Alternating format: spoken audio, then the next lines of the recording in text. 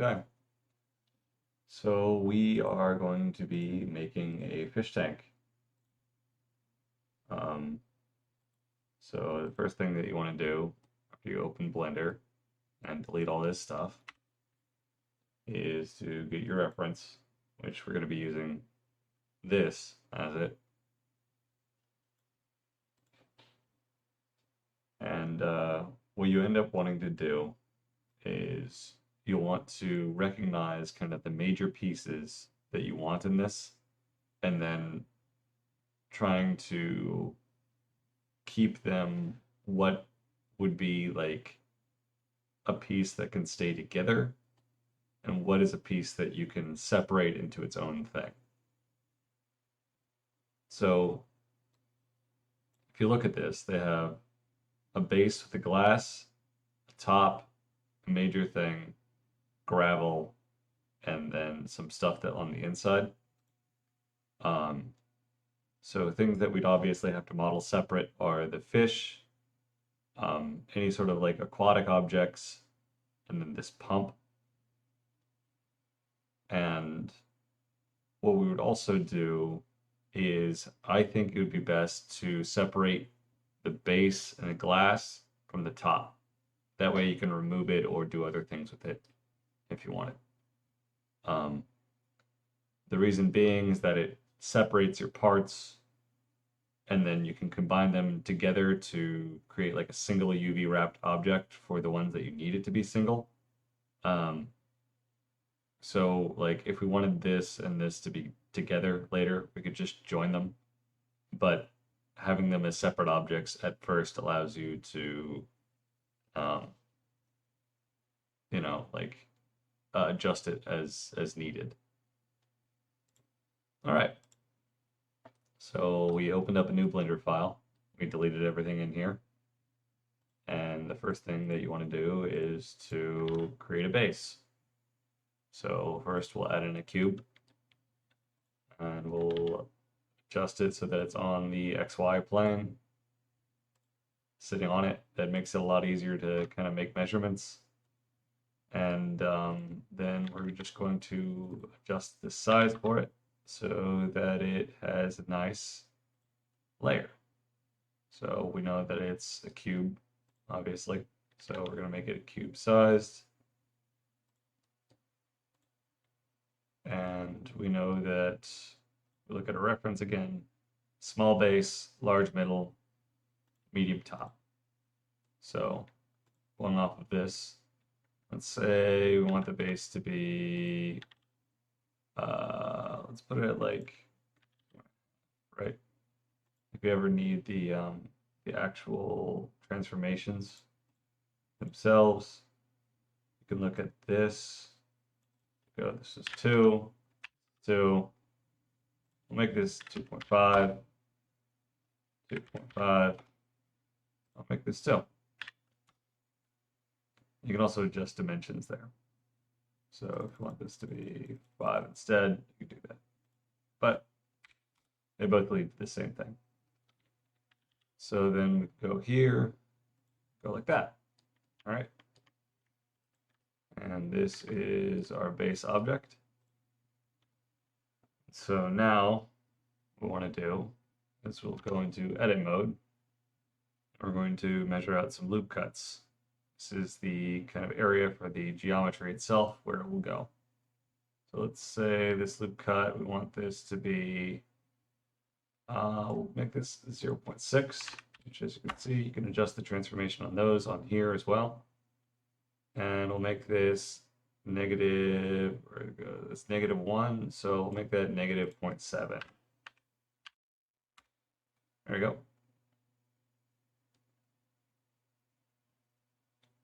All right. Now, what we want to end up doing is if we are trying to create kind of like this centralized loop with this base, then we'd have to add in cuts for like the more complex geometry, so that we can address it from there. It's also why I think separating this into a different object would be helpful, because then you could like take it off or on. So let's go ahead and do that now. Go into your edit mode, go into hit W to hit your select tool, hit 3 for faces, click on the perpendicular side. So if you want to collect a loop around left to right, you click on this one. If you want to go up and down, you click on that one while holding Alt. So perpendicular side, hold down Alt, left click. There you go. And now you want to join that one as well. So this is our top that we've selected. And what you can do is you hit the P key and it'll add a separate, it'll go to separate. You can change it by its material, by the parts that are loose. I'm not sure about that one, so we don't have to worry about that, or the selection. Obviously, we're going with the selection. So there you go. And it instantly places it into its own kind of like different category. All right, let's go ahead, add back to object mode and name these things that we know them. So what I like to do is I like to do a camel case for the naming. And I like to do it based on the object and the location. Now, if this was like a left-right thing, you would add in like left. So if you had like 2 arms, you'd go left, whatever it is, _ geo. This is something that you're not gonna like, people aren't gonna appreciate, but it definitely makes it a much, much more helpful, especially if you're working on a team. So we got a fish tank top and a fish tank base. And now we can just separate this like this, and that'll be good. We're going to do this for a few other things down the way. Now, if we look at a reference, we see that there's a bottom on here with a rounded curve. All the curves are kind of rounded, and there's a smaller area there. So what we need to do is add in a loop cut over to here once again. You can go 0.0, and if you hold down Control, you can go up and down by increments of, it's like a percentage increment, I think, if I remember right, because it's like right there is 0.3. So yeah, it would be whatever percentage of 0.3 would be. But it's like 5% of the like total space. But what we want to do is we'll add in, let's add in about, I'd say right about here looks good. And so we select this again. And now what we want to do is we want to hold down S, curve it in. As you can see, it pulls this entire part out. And that's okay. What's going to end up happening is we'll be adding in one more loop cut to this, right above it, at about this level, and extending it out. See? And now it applies to that like kind of part. And what you can end up doing is you take this and you go G for transform move, and then the direction, and make sure everything's all scaled. There you go. Now, as you can see, there's like little bits of it that are kind of off. You know, I was not doing the measurements, not doing that, and it's a little off there. So this is an important tool that you can learn, is that if you want to have everything scaled perfectly to a specific like kind of thing, what you can end up doing is you go up to here, which is your transform pivot point. And then what you do is you go to the active element. And so now, whatever is last selected, it'll scale based on that. So we could try to do it like this, but what ended up happening is if we go like Z, X, it'll go all the way in. Go to Z, it'll go all the way up. Go Y, it'll go. I'm pretty sure it'll mess that up too. We go on this side. Yeah. So you end up having to do one side at a time. So like this, go here, and ZX. No. Excuse me. I forgot. One thing that you have to make absolutely sure to do is to ensure that the last object you selected is the one you wanted to base around. So now that we have this side selected, we go SX, and it snaps back into place. We'll do it again for this side. SX snaps back into place. There you go. Now I know that this isn't rounded quite yet, but we'll be getting there. And since this side is pretty nice, and this side is also exactly what we want, we can just go S to Z, and it'll be okay. Because we just want it to have the same height. And one thing you want to make sure is that these things always only have 4 sides to any polygonal face. So if you look at this, whenever you're making your cuts, make sure 1, 2, 3, 4. And if it is, you're good. Having 3 is okay, but having more than that isn't. It's not going to like kill your project or anything, but it will make the textures warp, and it'll also be kind of unoptimized. There's a few things that it performs poorly with. All right. So the next thing that we want to do is to create a smoother surface with this. So now that we want to create a beveled corner, what we do is we select the vertices for this. And you want to go to the bevel tool, which is the shortcut is B, but you can also do that. I'll pull that in. It'll create it creates a sharp corner at first. You can adjust the shape of it, add in segments in case you want it to be more rounded.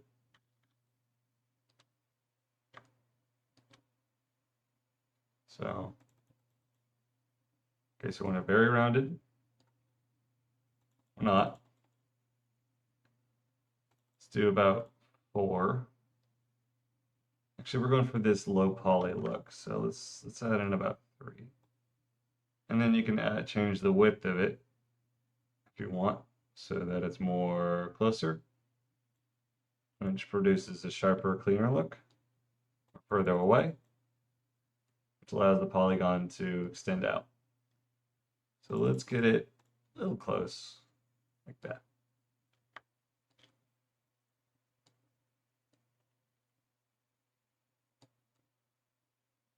Pretty nice, right? There you go. Those are your beveled corners.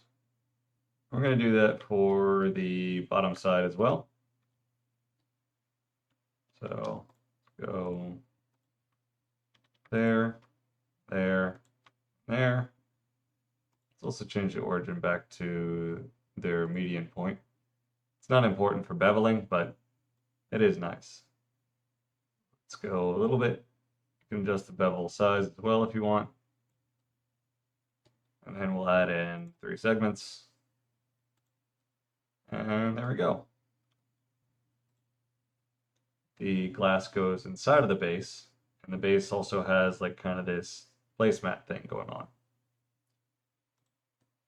So let's go here, select these, separate, go back to object mode by hitting tab, click on this, move it upwards, and then we're going to change the name of this to Fish Place Tank Glass.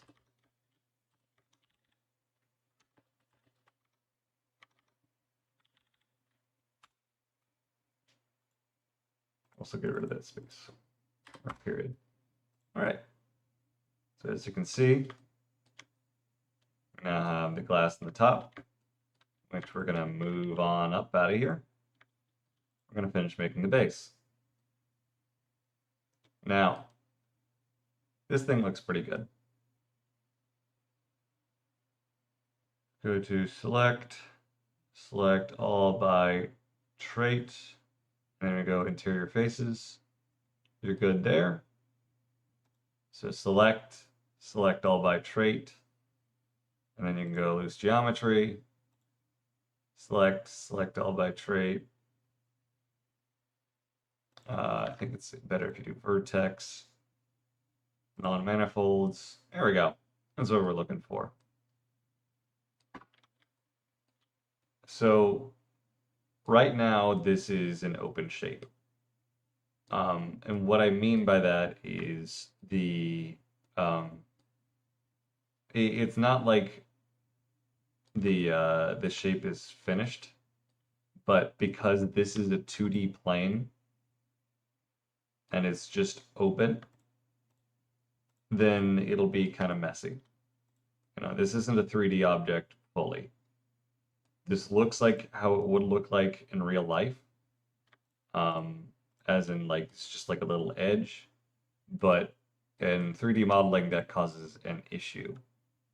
So what we're going to end up doing, and to also kind of like finish this part right here, we're going to take this edge, we're going to extrude by hitting E, and you hit S.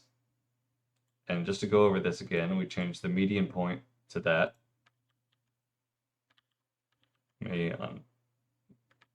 Re-extrude. Extrude. And then you want to hit S to scale. You know, pull it in ever so slightly. So there it has that. And then we want to extrude again. Press G, press Z. Oh, wait, no. Hit extrude, hit Z, hit down, and then click.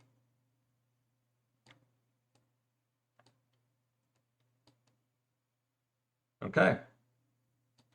So now you have a full base. Now, one thing about this, we go to the X-ray, is that it is not fully connected to the rest of the geometry. That's okay. So we're going to rematch the geometry to the corner.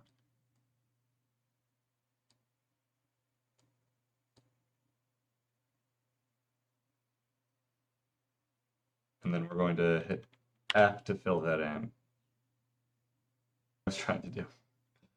So now we have it so that it's actually a filled base. And so what we can do, depending on like where we want the base of this to go, we can go up or down. All right, and if you go to select all by trait, interior faces, there's none. If you go select all by trait, non-manifold, there's also none. So there you go. That's the base of the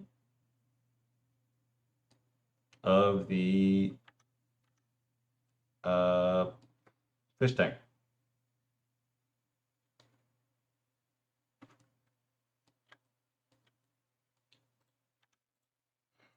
Now, we'll work on the glass next.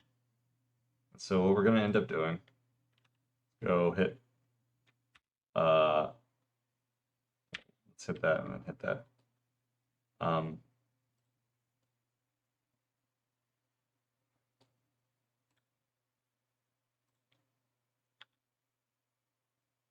We're going to measure the glass itself so that it fills the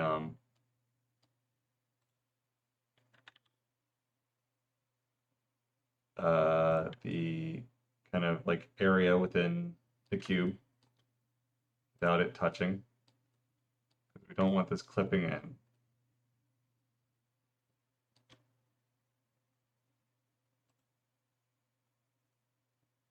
Then we go on the other side, hit this. X to measure to there. Doesn't have to be perfect, but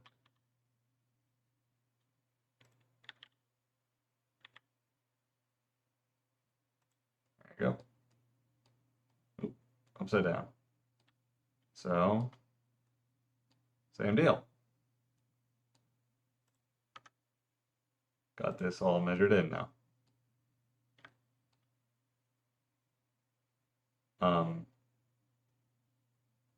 Realized I did not bevel the top edges of this, but that's okay. We can just do that right now.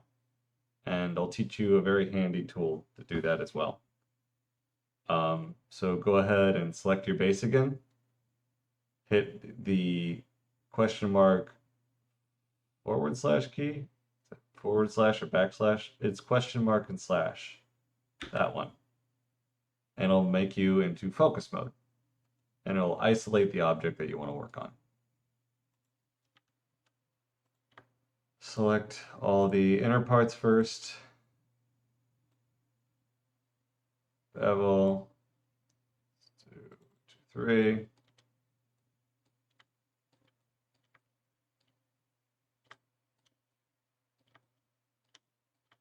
See? That's corner there. And then the outer parts, I like to do is just side click, alt click, does a loop around, and then go back to vertices, and then bevel again.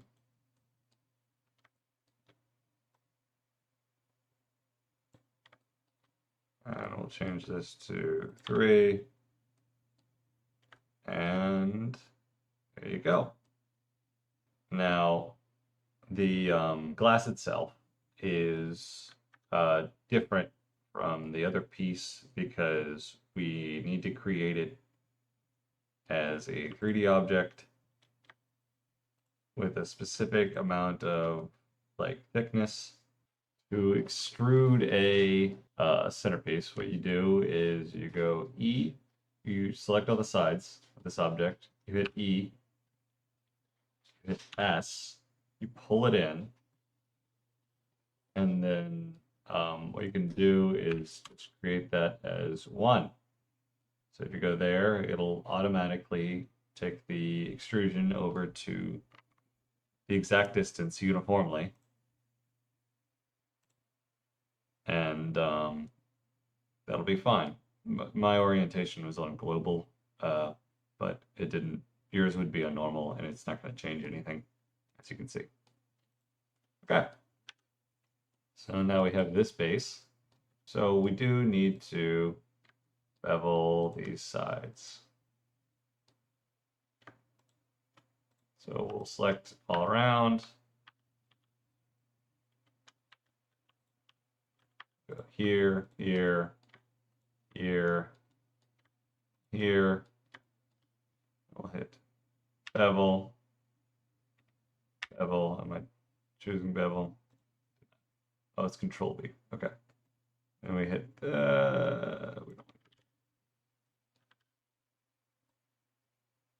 you go. You want to make sure that you're doing bevel vertices. Otherwise, it's going to get a little wonky. There you go. Do 3 bevels. Make it a little tighter. And nice. I made mine have like a really thick glass too, but shouldn't matter too much because that'll just be affected by the material itself. All right. I'm gonna leave the top part as like a cube because we're gonna be making this transparent or translucent, And so the material would affect through these corners based on their proximity. But you can feel free to bevel the corners on here as well. All right. All right. Next up is the top.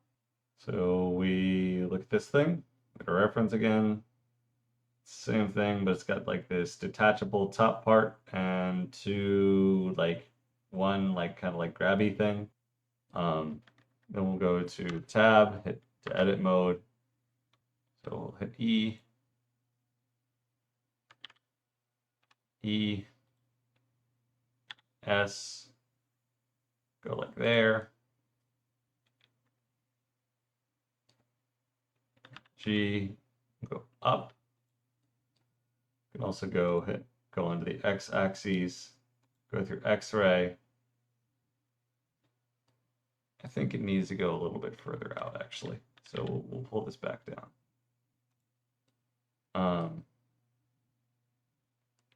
And let's just really quickly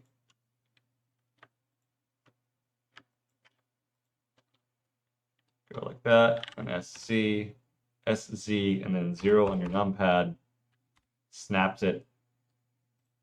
And so then we're going to take this, we're going to extrude this up, and then we're going to hit F to fill. Okay, so that's a filled out kind of intro part, or thing. Now what we want to do, in order to have that detachable as well, is snap cut right there, or loop cut. And then we'll go this, select our around, and the top. We'll hit P, we'll hit selection.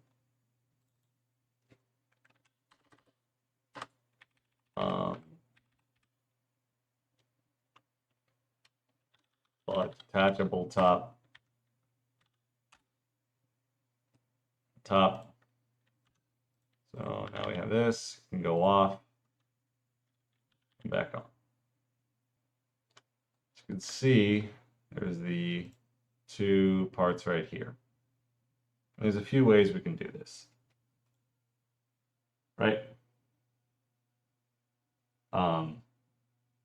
We can create a new part entirely. We could add it to the geometry. I'm in favor of adding new objects to it. What you can do is you grab the corner it's on, just the corner. You'll extrude that, right click, hit P, separate, and now you have your length. All right, so you go from this object, you hit measure it on here, you put it yourself into the y-axis, hit E, hit X, you pull it out, go to the x-axis, you select the original piece again, go to X, E, Y, pull it out to the same distance. All right. What you're seeing right now, this weird fuzzy stuff, what you're seeing right here is when two faces of a polygon are intersecting, and so it's rendering whichever one is appearing on the angle, which is why weird stuff like that happens. And we don't want to do that, so we're going to go to the Z, move this slightly right, slightly up, and then we're going to go E,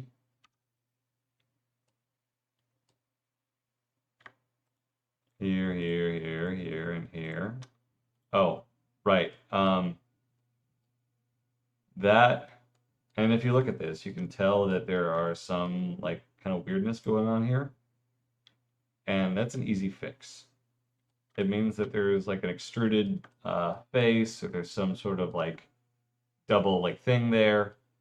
And to fix that, all you have to do is hit A, select all, and then you hit M, and this will do a mesh merge. What a mesh merge does is that it takes every let me make sure it's in. Okay. Yeah, it takes every like selected thing and like combines them together. And that sounds bad for selecting everything. But the tool we're using is mesh merge by distance.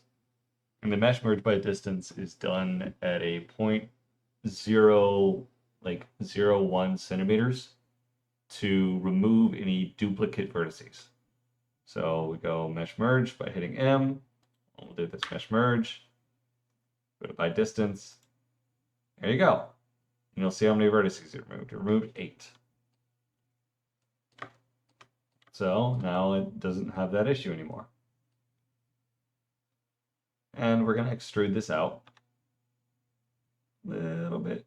Actually, hit right click and hit S. Scale it. Go to here. Make that 1.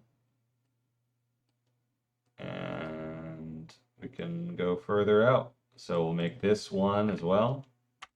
Make this 1.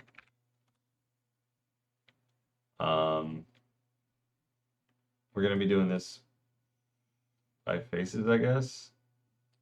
Oh wait, no. I'm silly. We should just do this by that.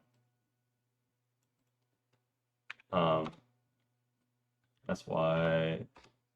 There you go. All right, now we got our little corner piece thing. I don't know what this is called.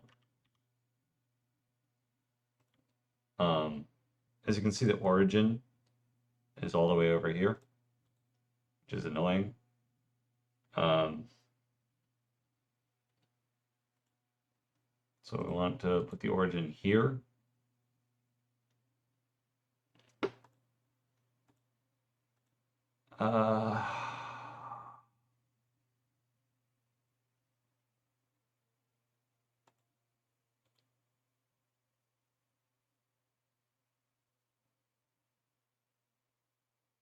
All right, so what we can do to move the origin to where we have, we go here, snap vertices, snap cursor to selected. There's our 3D cursor. Go here, we go back into object mode by hitting tab. We right click the object. We set our origin. We set our origin to 3D cursor and we put it there. What we can also do is if you right click and set our origin to geometry, it'll set it into the middle of it. Depends on whatever you like. But these are things that allow the scaling to extend a more uniform way, and also your rotations.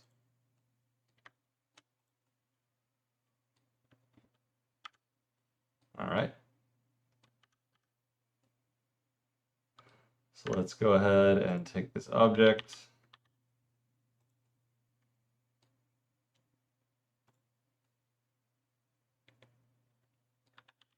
And we'll choose these faces, extend them down. Let's go out of isolation real quick too. We'll grab this and this and this, move it down. Let's actually measure. Being silly. Let's head it right about there. Actually, this mesh, so that's where the top is. And now I want to move these to all the way down. All right, that's getting closer.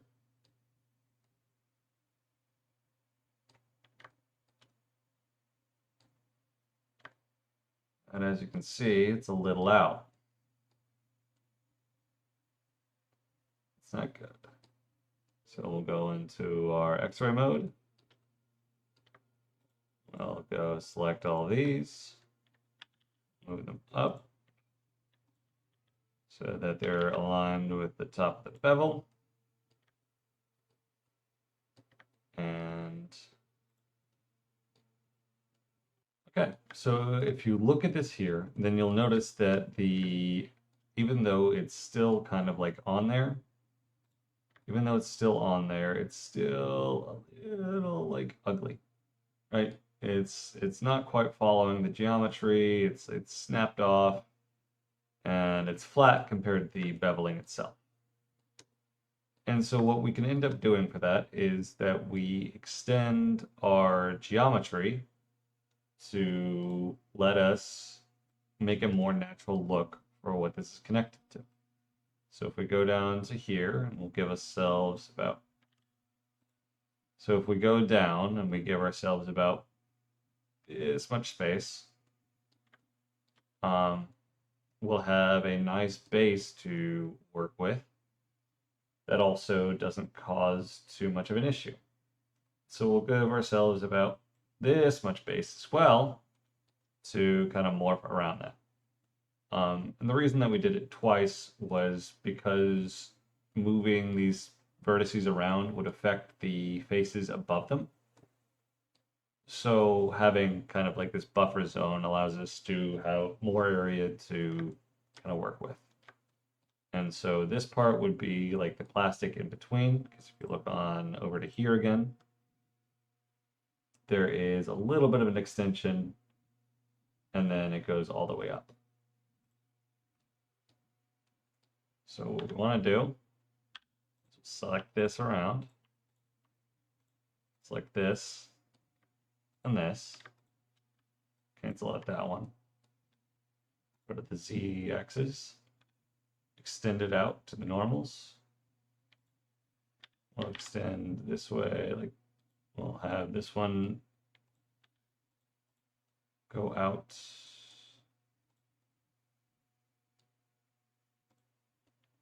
to beyond it.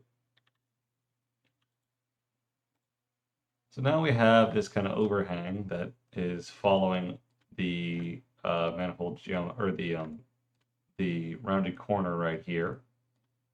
And what we can do is we'll take this edge and pull it down. Okay. So now it's surrounding this. We could leave it like this if we were lazy, but we're trying to do this right. And we need to get our geometry so that it's not clipping in fully. I think one thing we can do real quick, make sure this is on active element, go 0. Make sure these are equal, so we're making equal adjustments. Screw it down, so it covers it.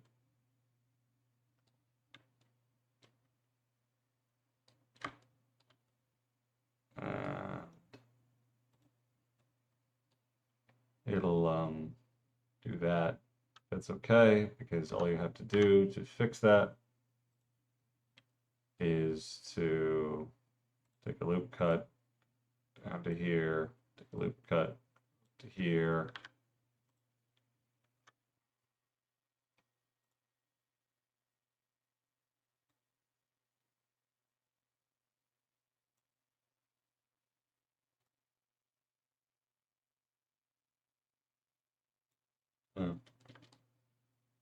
So then you want to do 2 loop cuts on both sides, select all, merge by distance, 10 vertices. All right. Now, when you go over to this on this side, on whichever side you want to start with,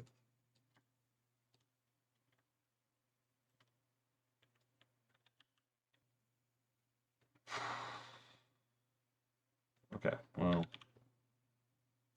X.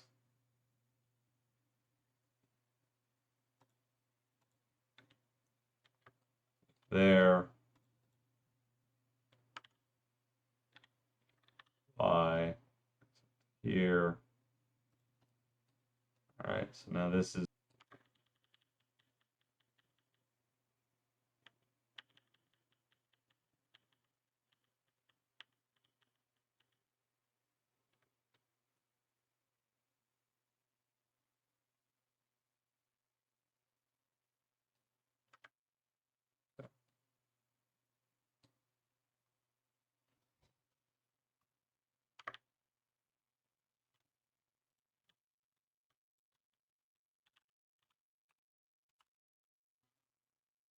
Yeah.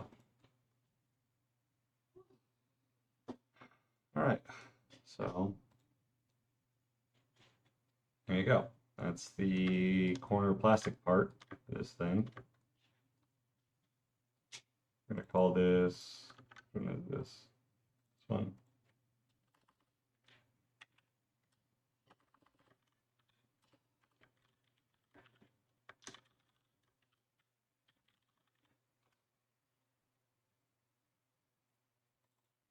Let's add in some snake case stuff into here so that it's a little bit of degree of separation so it's more readable. Then you go back and you just bevel it again. You add your 3. 3 is always a good safe number for that. Go individual origins. Oh, it's like right there. Okay. And then go, why is this not beveling?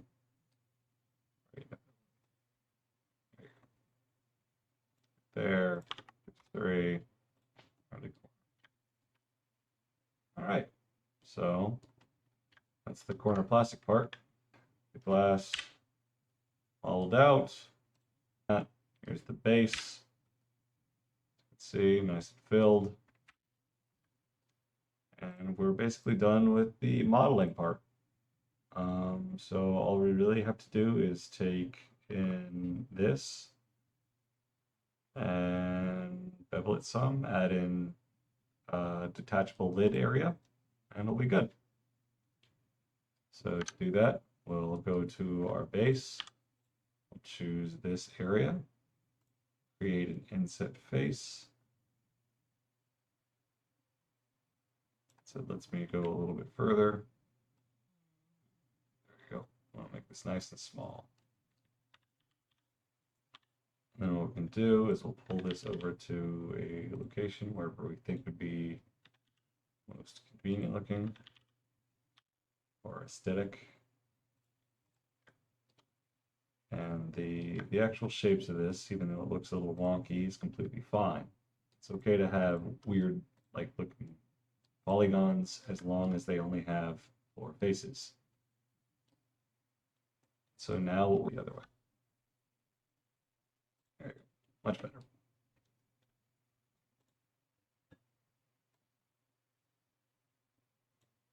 And then we'll extrude that up.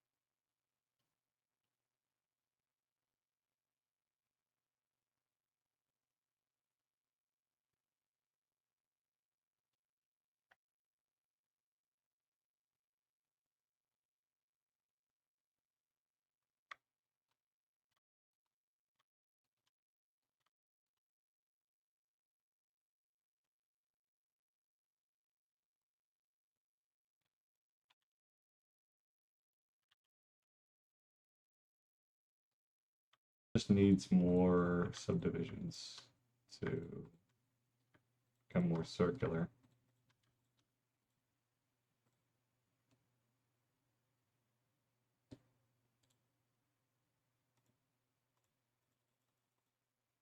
And you can do it up to 9 times. We'll just do it once.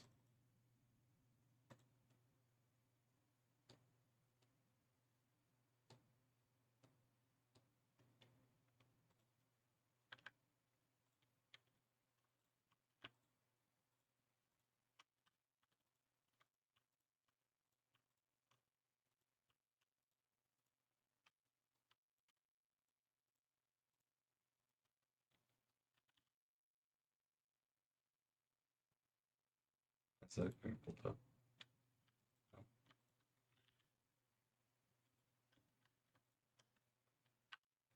So, if you look here, you can notice that it's still very cubical, right? And it's not what we're looking for. So they have a tool called the two sphere tool. And its shortcut is Shift Alt S. And what that does is it morphs whatever this is into a ideal sphere. Well, it morphs it onto the surface of a sphere, which, as you can see, isn't perfect, but it's getting close. So all we have to do is afterwards, we'll take this active element, change the height there. We'll do that for everything on this. Go control click there, shift click, shift click, S, there you go. That's all the same height. I'm just gonna do that for the rest of these. And we'll adjust this up. Actually, we should just do it like that. There you go. Is we'll make loop selection, make it equal with everything. There you go. Now I've got a nice low poly kind of thing right there.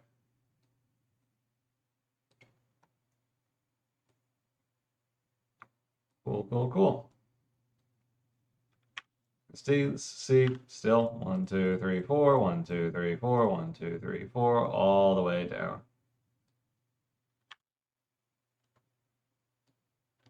Except for right here.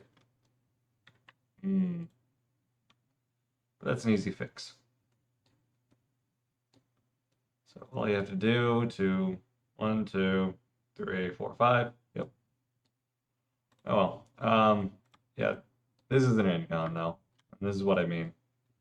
And all you have to do to fix that is grab your knife tool here, go to your vertice, go here, hold shift, it'll hit the middle point, click, enter. There you go. Click, shift, click, enter. Shift, click, enter. Click, shift, click, enter. All right. There you go. 1, 2, 3, 4. And now you have vertices.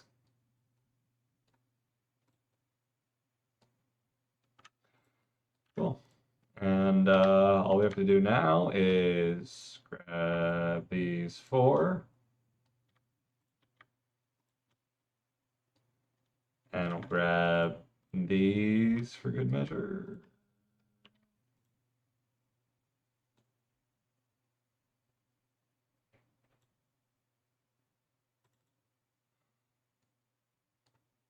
We'll extend the distance a little bit.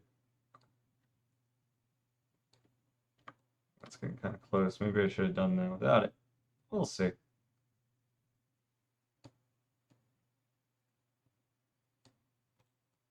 Alrighty.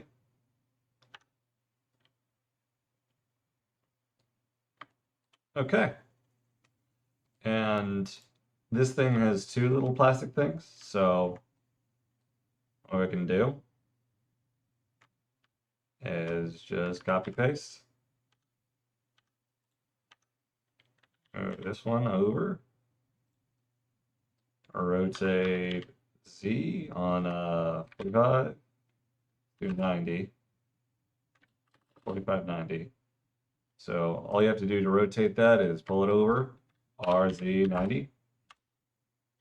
And now it's just lining it up. There.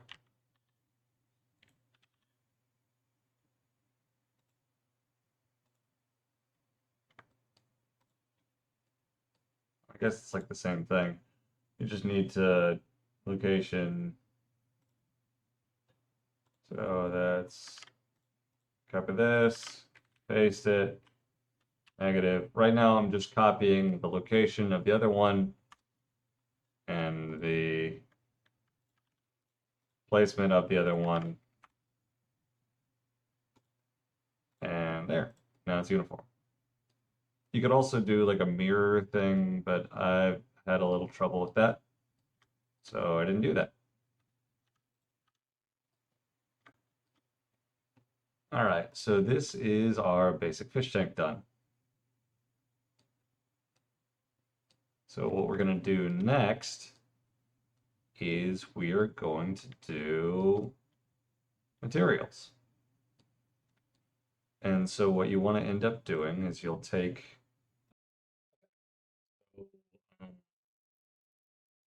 for materials. One of the first things you want to do is create a light source so that you can actually see kind of what's going on. We'll be doing a 3-point lighting using emissive planes. I think those are pretty nice. So what you want to do is you'll want to create a plane. Just Shift A, put it there. I put one right there, but we'll kind of show how we're doing this. And then you want to put it up, rotate 90 on the x-axis, and you want to put it a set distance, a set like scale, like that. So you'll have 3 different types of lights to properly kind of light your scene. You have your key light, which is the main source. Like when you're talking about like drawing, that's your main source. You have a rim lighting, which is usually behind your object, and then you have a fill. And so what a fill does is that it fills in kind of like the smaller shadow areas from where you're looking at. So right here, I want to duplicate this guy, pull him down here, over to here, and then we'll rotate him.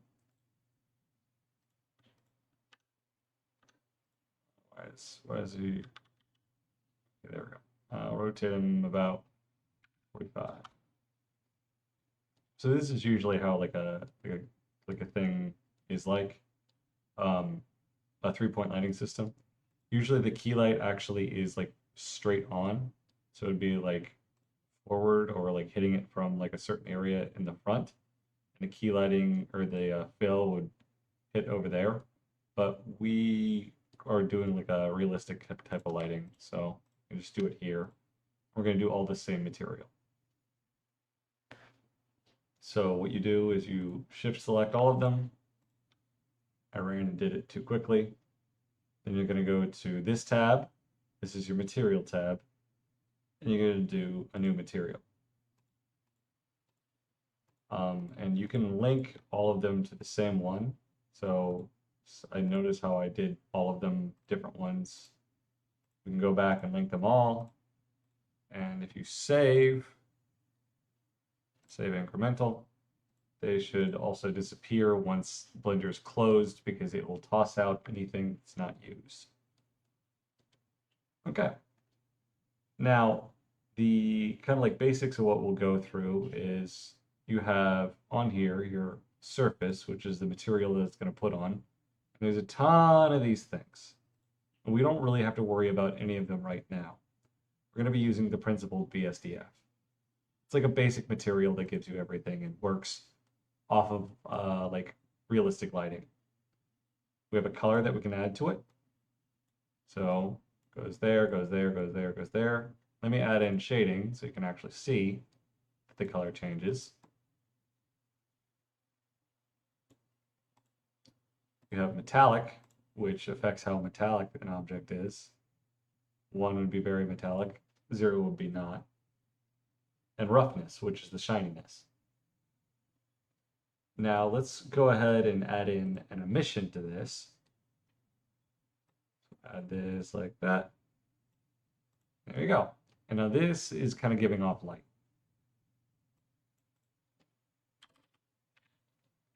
So we're going to be working top to bottom on the materials for this. And I'll be going over what the different in materials are, and also we'll be going into the node editor. So let's go ahead and add a new material. As I said before, principled BSDF gives you all sorts of different options. This can seem very intimidating.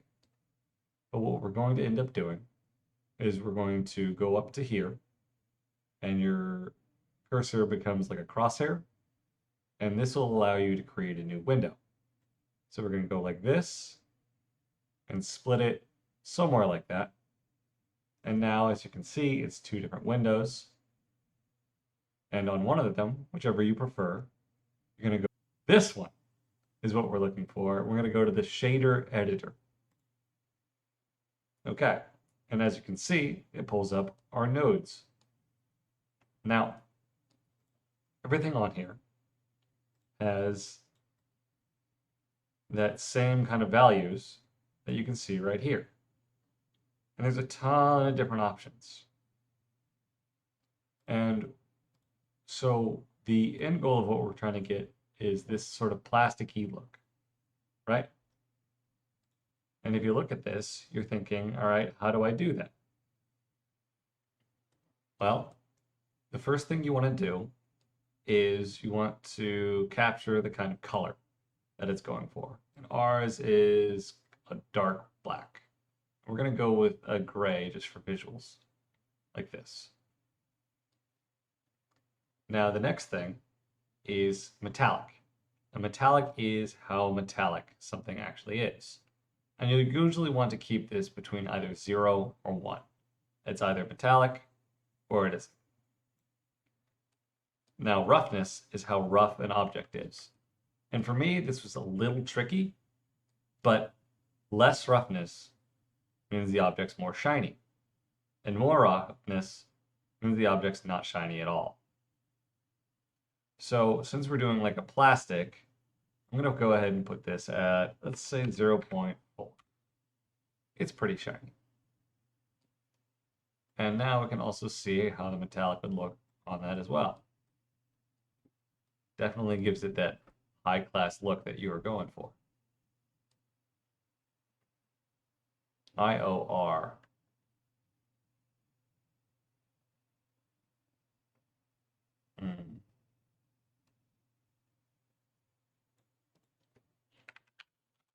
IOR, I think, has to do with the transmissions. Yeah, it does. So that'll be used for the glass. So we don't have to worry about that. And then the alpha, of course, is how transparent it is. Well, the alpha is like how much is it actually appearing. I don't know if you want to use this to change transmission, but it's definitely an option. And I think it links to it anyways. All right.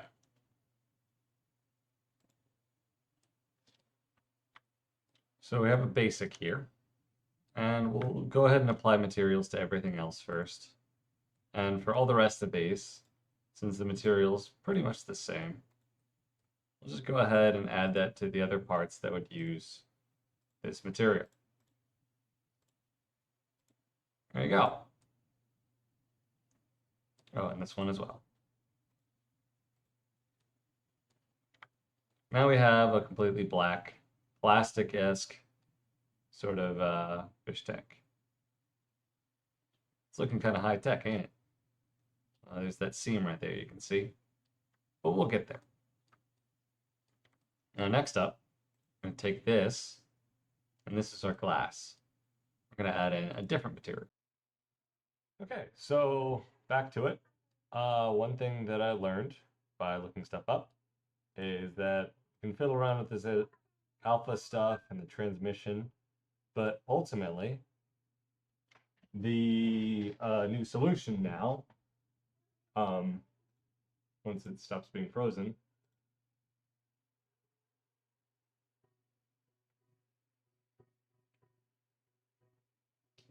is if you go to your node editor, or over here on the surface, you can add in a glass BSDF. So let's go back over to here, go glass BSDF.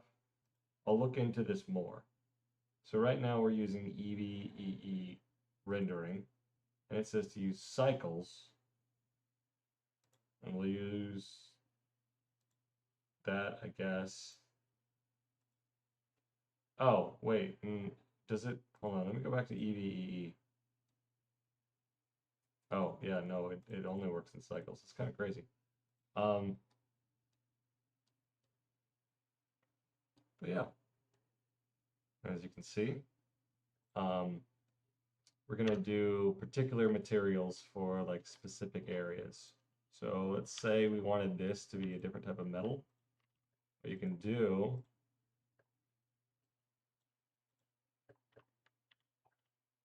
actually, that applies anyways.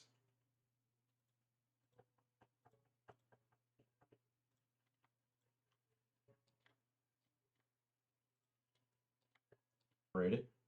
What you do is you go down to the materials tab, you add in a plus, you add in your new material or whatever material you have. Let's call this metal underscore matte. This will be plastic underscore matte. Yeah, it took me that long to name that, so I apologize. And then we assign, select, assign. And now, if you render it, like so, where is it? I think if we, yeah, there we go. Like so, you'll see that it's different. Wonderful. I don't know how I feel about this emission stuff. Oh wait, they're not even on. That's probably why I don't feel anything about them.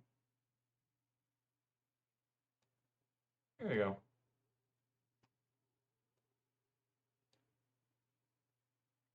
And these are all just like basic materials. There's no like stylization done to it or anything like that.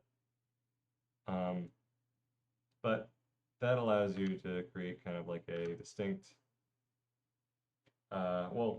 distinct material for the things you're looking for. All right, so now we're going to start UV unwrapping. And so what you do is you put in a new image. And you'll want this is either 1024 by 1024. Let's do 2024 by 2020. Well, I'm going to do another new one, actually.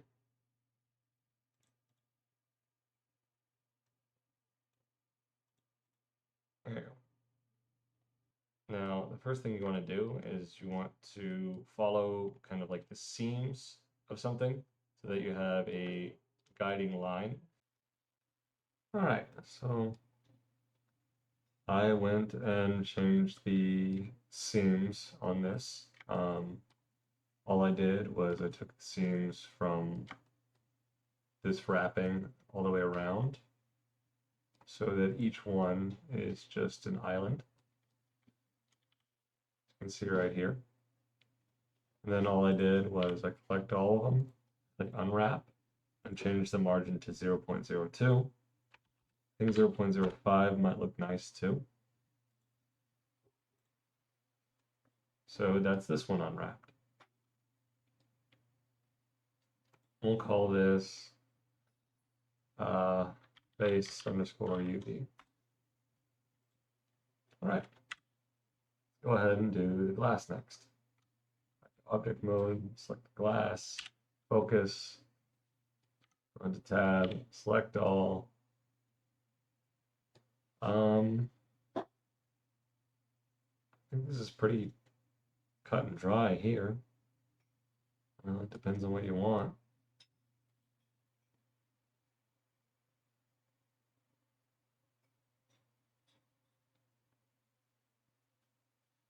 Don't follow it. So then I guess just select all, unwrap. We're good to go. I guess they're all one thing, which might not be great. So maybe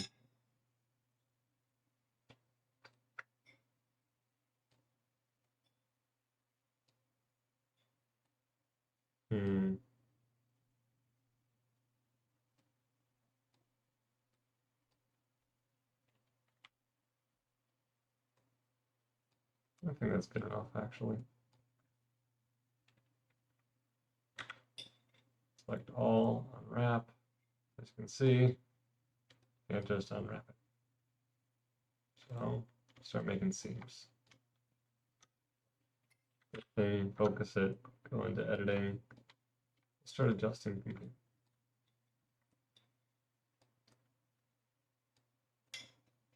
Where are the seams?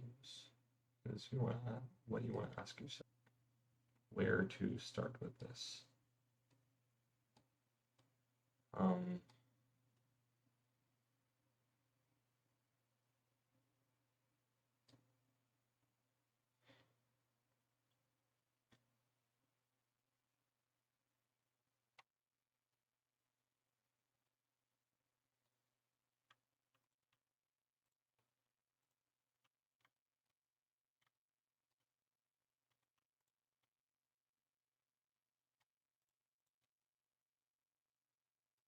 I think seam right down the middle.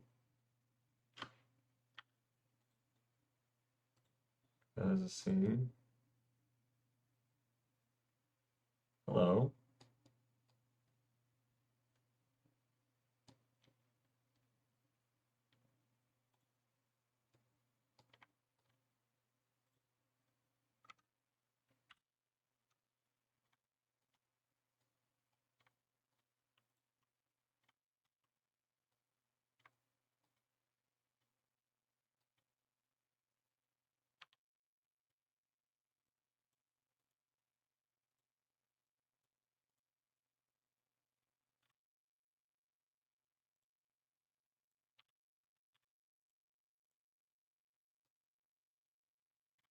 Interesting. Why does it go all the way to there? Not all the way around. Because that's what we want. That. Now we'll try it from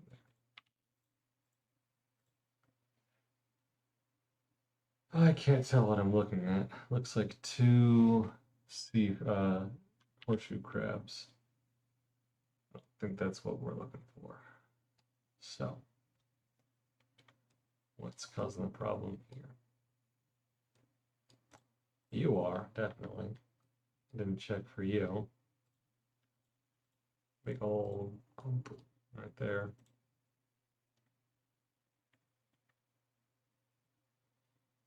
All right, let's go from the middle cut to the middle. 1, 2, 3, 4, 5. 1, 2, 3, 4, 5. All right. We'll cut this one in half. And we'll cut this one in half. There you go. 1, 2, 3, 4. 1, 2, 3, 4. 1, 2, 3, 4. 1, 2, 3, 4. Easy peasy. Do the same on the other side. Once it lets me.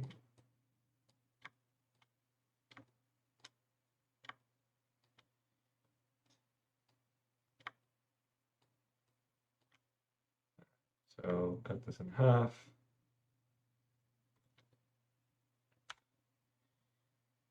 Cut. Oh, hello.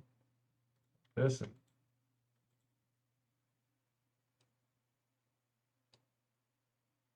cut this in half.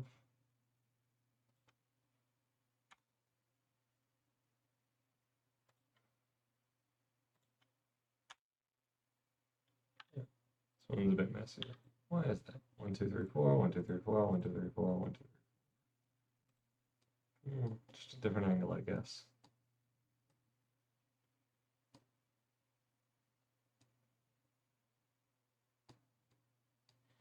Maybe it'd be better if the seam was, look at that, marker right here. Right here. That way, this is just a cube. Mark the seam.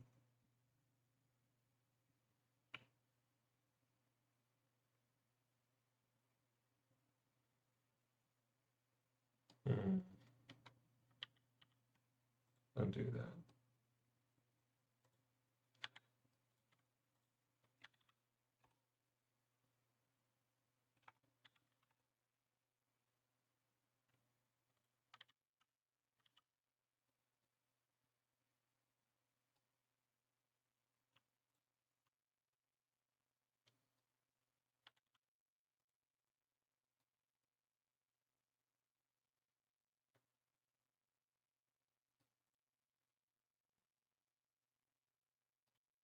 Just right here.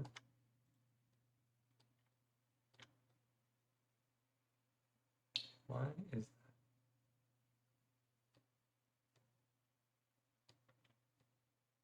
that? Off with these.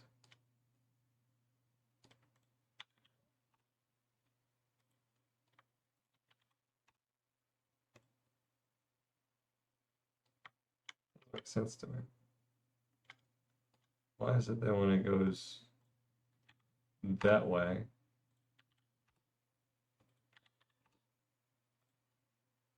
it's like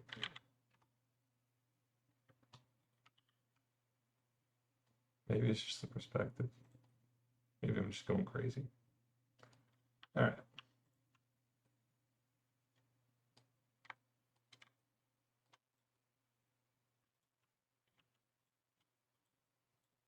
Mark the seam right there. And we'll clear the seam right here. Mark the seam right there. And the seam right there. So you go over to here, you go to select show hide faces. Okay, so UV, show hide faces, hide unselected. These are what's causing the issue, huh? Why these? It's so strange. So there, there, there, there, there, there, there, there. Huh. Why?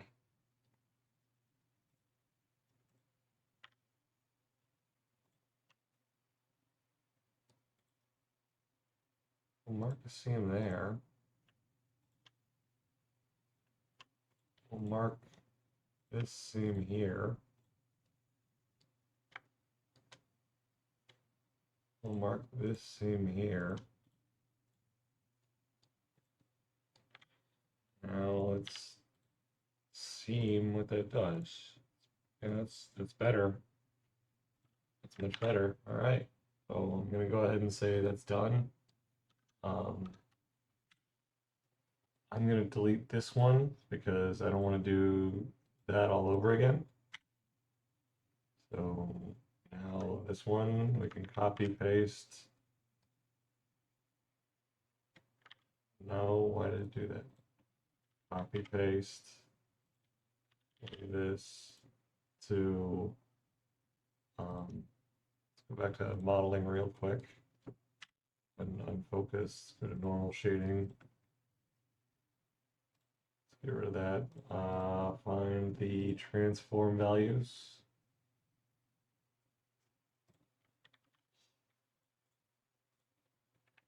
So just add a negative there. And then rotate it. Y, Z axis, 90 degrees.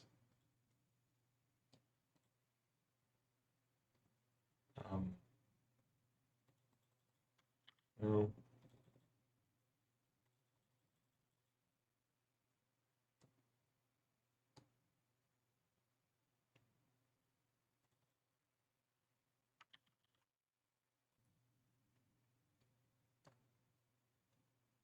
That side's a little more tight, but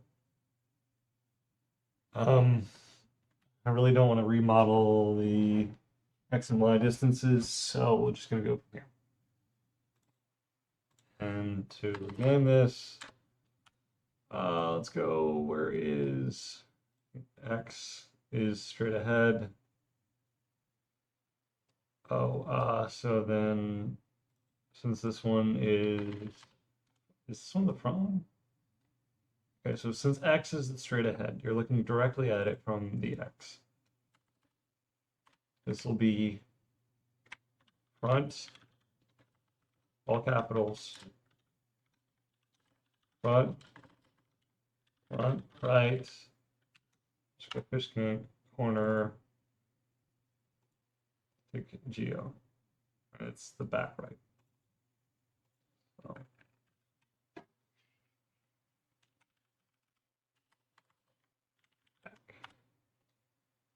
And this one is front right.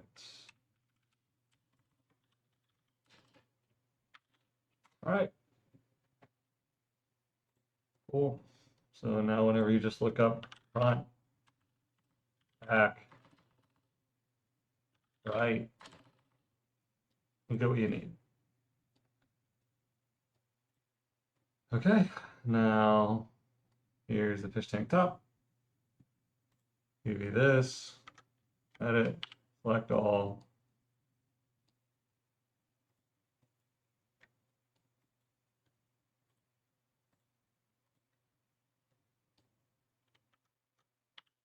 The hell? It's still here, I guess. Delete that. Delete that edge.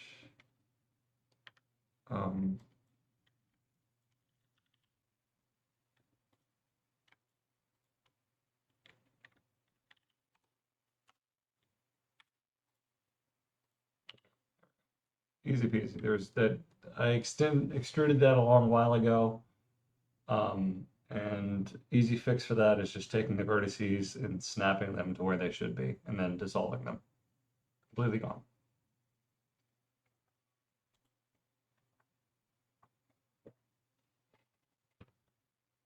And so let's go to this. You go unwrap, project from view, choose all, unwrap. Okay.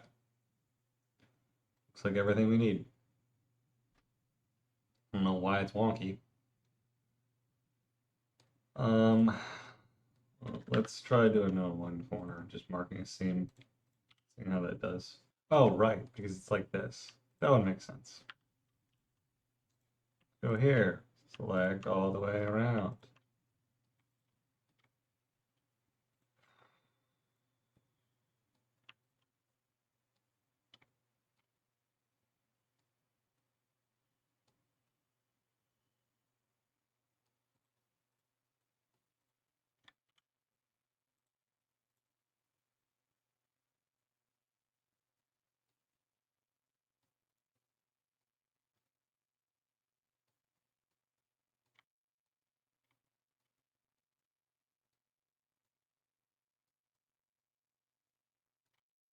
Oh, because it's got like an N-word thing, right? Forgot about that. Do I have...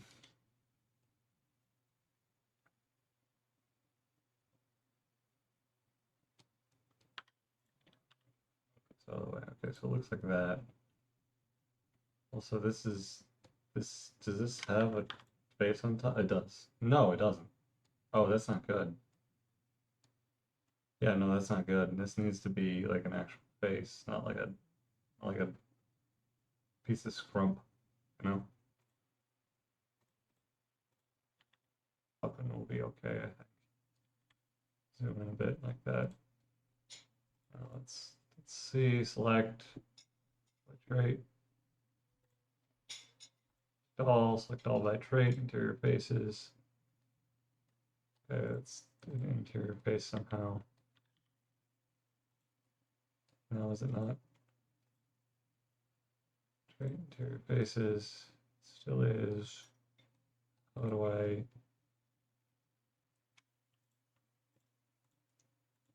Select all by trait, interior faces, delete them, delete the faces, take these, take this right here. we have this. Okay, so we did that.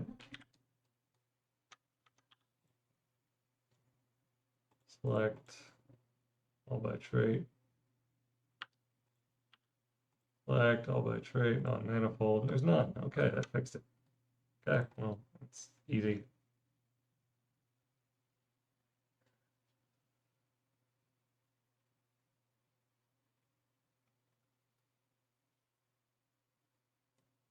Okay, so let's go ahead and start UV unwrapping this.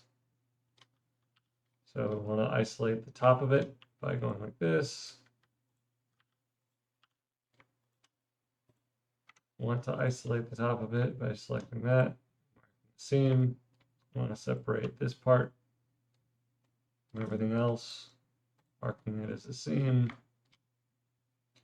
Separate the interior square from this part of it, marking it. Same.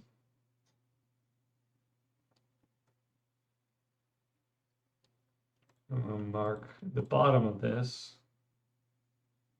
so that this thing is completely separate. And we'll try from here. Let's go ahead, select all this, unwrap. Okay, that's looking kind of nice. Actually, that looks great. Cool, we're done with that. Pretty crazy. Okay. And now we have all of our base models for this done, the UVs. And we'll be UV packing it in a second and then transporting it to a different program. Okay. Now the last thing we need to do is a UV island. So go ahead and select everything. Go into this, select all again, go to UV, and then we're going to average the island scale so everything's about the same size. This, we're going to go to UV again. We're going to pack the islands. And we're going to make sure that everything is on here is right. Exact shape, any scaled. Make sure you have a little bit of a margin. And we'll pack. There you go. And this is our complete and total UV package. So now what you can do, you take the UV, export the UV layout, and you can rename this to fish tank underscore UVs. And we'll open this folder, pull this UV, we'll send it in there. Now what else you can do is edit externally. Oh no, it was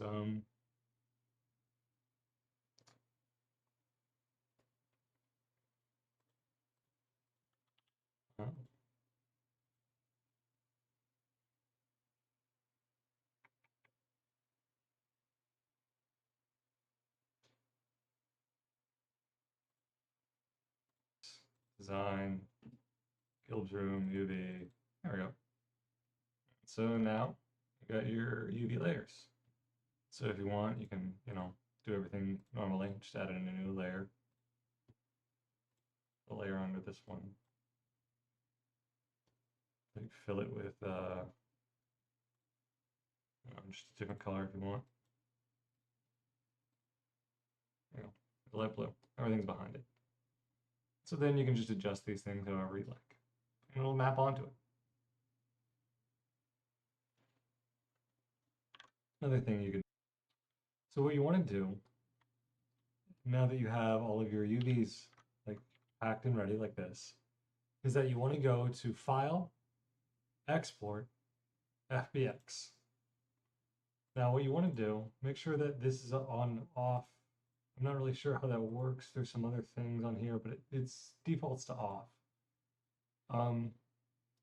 is that you want to export this however you want to call it. Let's just call it fishtank.fbx. The reason that you're using an FBX is because it collects all of the materials, all of the UV maps and everything into it, which is importable into Substance Painter to be able to be modified. Whereas like a texture like in Photoshop only needs your UVs. So go ahead and export the FBX. We're going to ignore this because I was just fiddling around trying to figure it out. We're going to go to OBJ. We're going to go to the one we just made, fishtank.fbx. We're going to not use auto unwrap. I've been having a lot of trouble with that. We're going to hit OK. After having onto the Blender starter assets, these are just the types of materials that you'll be using. You can choose whatever you feel like. I'm choosing Blender because I'm in Blender. The document resolution is the same as the one as our UV map. The normal map format, we're using OpenGL. I'm not really sure UV tile workflow. I'd have to look into that. And then the rest of these are just default settings. So hit OK. Now the first thing you'll notice when you get on this, and this is what I was struggling with, is that you only see these islands right here.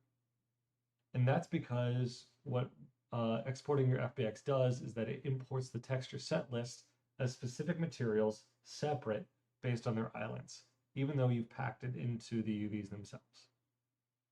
So what you can end up doing is that you have per layer whatever textures that you want and whatever materials that you want. So say you want this material to be all like, you want to scribble across it like that, right? And then you can go over to here, and if you go on there, pretty sure you can add in a different layer like that.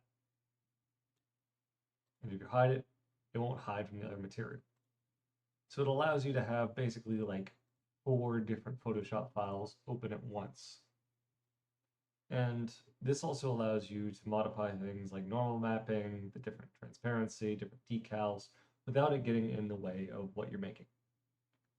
And when you're done with that, what you can do is you go here, go to export textures, you got your output template, you got your output directory, wherever you want to put it. And now this defaults to this Adobe Substance Painter thing. Go PNG, it goes for the different types. You can go to your output templates if you want to change it and have like a deeper look at kind of what's going on there. You know, it has everything for every level that you want. And then it'll have the list of exports themselves, depending on the different like changes that you have. And you can import those and put them into each specific Blender file. Let's go ahead and do this. We'll change the export to Adobe Substance Painter. We'll put this one into Fishtank. Right? Go into here, select the folder, export. There you go. And now, you go back to Documents, Adobe, Substance Painter 3D, Export, Fishtank. You'll have every single type of map that you need for each different folder. So this is all for your Material 6, this is all for your metal maps, this is all for your plastic mats, and yeah. And so then you can link these up into your different like files on here. Go to your material, and you can start uploading it into files by say, like, let's go to the normal, right? We'll go to the normal and then we'll use, where are you? Here's your material map. We'll put that into color. And now there you go. There's no normal map on here because I didn't make one from the Substance Painter, but I just wanted the idea of it to like kind of go through. This is just all you have to do to link it.